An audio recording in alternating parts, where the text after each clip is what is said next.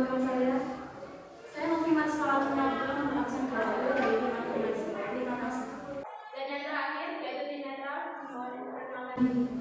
Perkenalkan nama saya Rizky Amalia, satu dari tim Netra. Selanjutnya kita masuk ke dalam materi. Silakan ikut tim afirmasi menyampaikan materi dimulai dari sekarang.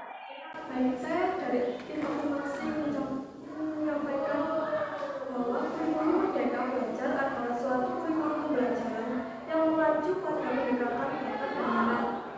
Wacana tentang kurikulum Merdeka ini dinilai efektif karena dengan adanya kurikulum Merdeka ini, kami tahu bahwa siswa yang masih remaja ini, pemikiran siswa dinilai masih labil dalam menentukan pilihannya. Apalagi setelah pandemi seperti ini, otomatis kita masih bergaya-gaya akan sistem pembelajaran di SMP yang menerapkan sistem pembelajaran atau jurusan. Berikut penyampaian dasar dari tim afirmasi. Terima kasih.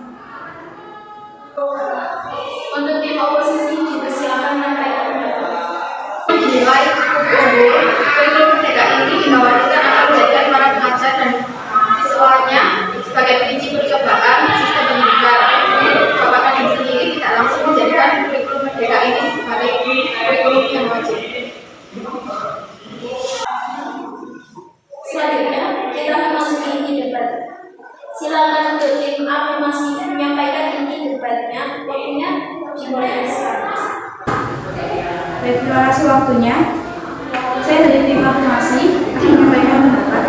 Di kurikulum Merdeka Belajar ini, sistem pembelajaran dinilai lebih efektif karena mengacu pada pendekatan bakat dan minat setiap siswa. Di kurikulum sebelumnya, penilaian bisa dibilang lebih rumit karena mencakup tentang penilaian sikap, pengetahuan, dan keterampilan. Sedangkan di kurikulum yang baru ini, tidak ada penilaian sikap, pengetahuan, dan keterampilan atau nama lainnya dijadikan satu. Jadi bisa dibilang kurikulum baru ini lebih simpel daripada kurikulum sebelumnya. Terima kasih. Bisa dikatakan simpel kalau belum mencoba penerapannya. Terima kasih atas pertanyaannya. Bisa dikatakan lebih simpel karena kita sudah belajar 3 tahun di SMP. Kita sudah mengenal logika, IPS, tapi kita belum mendalami IPA itu seperti apa, IPA itu terbagi menjadi kimia, biologi, fisika, IPS itu menjadi sosiologi, sejarah, atau ekonomi. Kita masih belum belajar tentang itu. Jadi bisa dibilang kalau kurikulumnya jadi jurusan, kurikulumnya jurusan seperti ini, itu menurut saya lebih apa ya? Kita kan masih di SMP masih belum mengenal contohnya kimia, fisika. Mungkin diajarkan tapi masih dasarnya. Sedangkan kalau kita di SMA ini menerapkan kurikulum Merdeka, kita jadi tahu kita jadi tahu fisika itu seperti apa, biologi seperti apa, yang namanya IPA juga lebih tahu sosiologi itu seperti apa, geografi seperti apa. Meskipun ada lintas minat ini sifatnya masih mendasar ya, masih belum mendalami. Kalau kita kurikulum Merdeka ini mungkin bisa dibilang lebih mendalami daripada lintas minat. Terima kasih. Izin menyanggah, menurut kami ini dinilai masih belum matang terlihat dari masih kurangnya kompetensi sumber daya manusia. Makanya dibilang kurang efektif kalau kurikulum. Bisa dijelaskan alasan lebih spesifiknya kenapa kok masih belum bisa dikatakan efektif? Menyanggah, karena poin pertama dinilai belum begitu matang dalam persiapannya. Yang kedua, pendidikan dan pengajaran yang belum terencana dengan baik juga. Yang ketiga, sumber daya manusianya juga belum siap ataupun terstruktur.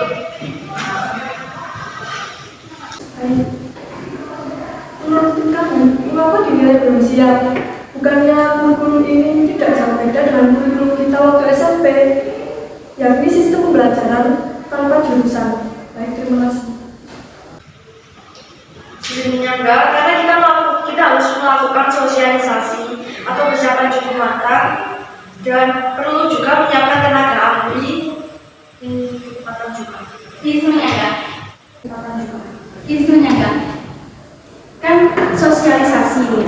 Kita kemarin sudah melewati masa pandemi COVID-19 yang dimana kita tuh kan pembelajaran jarak jauh ya, otomatis guru itu kayak lebih susah menyatakan oh IPS itu seperti ini, IPA itu seperti ini. Kalau sedangkan kita setelah pandemi COVID ini langsung aku IPS aja, itu kayak nggak sih kalau sosialisasinya masih belum maksimal. Gimana kalau kurikulum merdeka ini kan kita kelas 10, 11, 12 itu kan kita mempelajari seluruh mata pelajaran. Di situ kita bisa mengetahui kayak sosiologi itu seperti apa, geografi. Jadi kita sudah tahu bakat minat kita itu gimana. Terima kasih. Selanjutnya, kita masuk pada sesi kedua. Silakan untuk tim oposisi menyampaikan pendapatnya. Berdasarkan riset yang telah kami ketahui, kurikulum yang sudah ada kenapa tidak dioptimalkan, malah di Indonesia ini sering kali ganti kurikulum. Kenapa tidak mengoptimalkan yang sudah ada?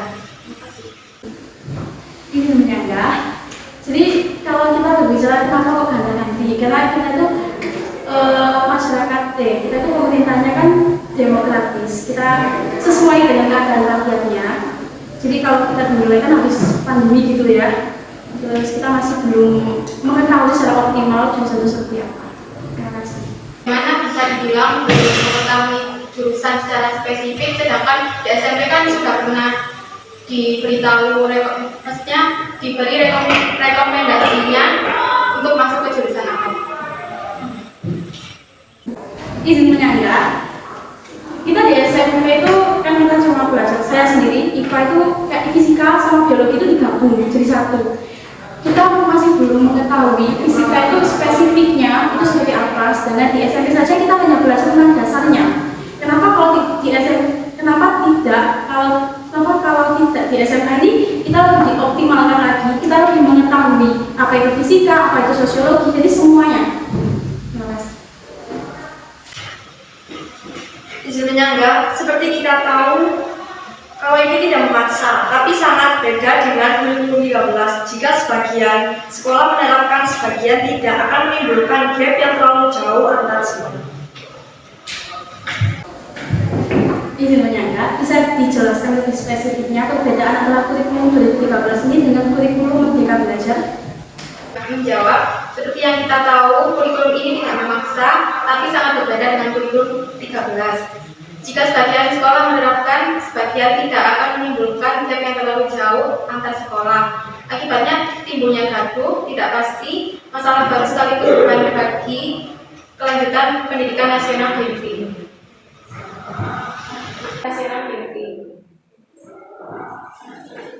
Menurut saya malah kalau kurikulum baru ini lebih efektif ya, karena kita tahu kita SMA ini untuk perguruan tinggi.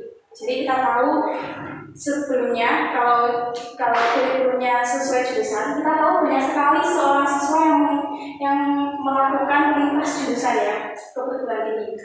Contohnya kalau anak IPA yang setiap harinya makan fisika, biologi, kimia, terus lintas jurusan ke manajemen. Sedangkan kalau di manajemen kan kita tentunya di ekonomi, di IPS. Ekonomi di IPS. Jadi itu kalau kita lintas jurusan, contohnya kalau saya anak IPA, terus langsung mengambil saya ke manajemen, tentunya saya belum mempelajari secara spesifik gitu loh. Kalau di kurikulum baru ini kan kita bisa mempelajari secara optimal. Selanjutnya, kita memasuki sesi ketiga, yaitu dimohon untuk setiap tim menyampaikan pendapatnya. Bagaimana jika sebagian besar lebih minat di salah satu mata pelajaran? Kasihan gurunya kan kalau mengajar pasti membudak siswanya. Begitu juga dengan guru pengajar mapel yang tidak begitu disukai atau mapel peminatnya dikit. Menurut kami, hal itu justru merupakan suatu tantangan baru bagi setiap guru untuk membuat siswa tertarik untuk mengikuti pelajaran itu. Ini menambahkan. Jadi kalau gurunya itu kan ada yang membudak, kita bisa memakai sistem jadwal. Ini kelas ini sampai ini atau beberapa siswa dalam 1 jam atau beberapa jam itu. Untuk yang sepi kita bisa tantangan buat gurunya gimana sih mengajak siswa itu supaya ayo ikut mata pelajaranku, mata pelajaranku enak gitu. Terima kasih. Ya, kalau siswanya tidak mau atau tidak berminat di pelajaran ini bagaimana? Hal itu merupakan suatu tantangan bagi siswa supaya untuk tertarik mengikuti pelajaran itu. izin menyangga, jika terlalu bebas dan tidak terarah, pola pikir kita itu jadi kayak terarah gitu. Izin menyangga, jika terlalu bebas dan tidak terarah, pola pikir kita itu jadi kayak terarah gitu. Izin menyangga, kita kan masih ada jurusan IPA IPS bahasa. Nah, IPA IPS bahasa itu masih ada melencengnya jurusan saat masuk dunia perkuliahan. Dan kami itu berpikir kalau misalnya dunia perkuliahan mereka itu saat pemilihan jurusan itu makin melenceng. Menambahkan, biasanya ada juga yang masih bingung untuk menemukan jati diri atau minat bakatnya di mana. Jadi ini mengenai sikap ya, bisa dibilang ini memang lebih bebas, tapi dengan ini kita lebih tahu kalau kita itu bakatnya gimana, minatnya gimana. Kita bisa ketemu teman-teman semuanya, gak yang jago IPA doang, gak jago IPS doang gitu. Jadi sosialisasinya maka lebih oke. Terima kasih. Izin menyangga, kita kan masih ada jurusan IPA IPS bahasa. Nah, IPA IPS bahasa itu masih ada melencengnya jurusan saat masuk dunia perkuliahan. Dan kami itu berpikir kalau misalnya dunia perkuliahan mereka itu saat pemilihan jurusan itu makin melenceng. Menambahkan, biasanya ada juga yang masih bingung untuk menemukan jati diri atau minat bakatnya di mana. Nah, izin menyangga, sesuai dengan yang tim lawan bilang tentang melencengnya. Jadi menurut saya kalau kita jurusan kita itu kan masih SMA, kita masih lahir, pemikiran kita masih belum. Kalau kita di kurikulum Merdeka Belajar ini, kita bisa lebih tahu, kita lebih supaya mana. Otomatis kalau kita nanti memilih jurusan, kita akan sesuai dengan kompetensi kita karena telah mempelajari apa itu yang lain-lainnya seperti itu. Kami tetap tidak setuju dengan kurikulum Merdeka ini karena kembali lagi ke poin yang tadi. Yang pertama dinilai belum begitu matang dalam persiapan. Juga kesannya ganti menteri ganti kurikulum ya. Yang kedua pendidikan dan pengajaran yang belum terencana dengan baik juga. Yang terakhir sumber daya manusianya belum siap atau tidak terstruktur. Baik, waktu untuk sesi kita telah habis. Selanjutnya, untuk tim netral dipersilakan menyampaikan pendapatnya atau kesimpulannya. Saya sebagai tim netral bisa memahami masing-masing argumen dari tim afirmasi dan tim oposisi. Saya setuju jika kurikulum baru dilaksanakan karena siswa dapat memilih mata pelajarannya yang diminatinya dan pembelajaran fleksibel. Tetapi saya juga tidak setuju jika kurikulum baru dilaksanakan karena ketidaksiapan siswa dalam pembelajaran baru. Dalam solusinya, waktu kelas 10 kurikulum ditetapkan dengan tujuan agar siswa bisa melalui proses seperti materi dalam setiap papernya atau sifatnya kita sebut adaptasi.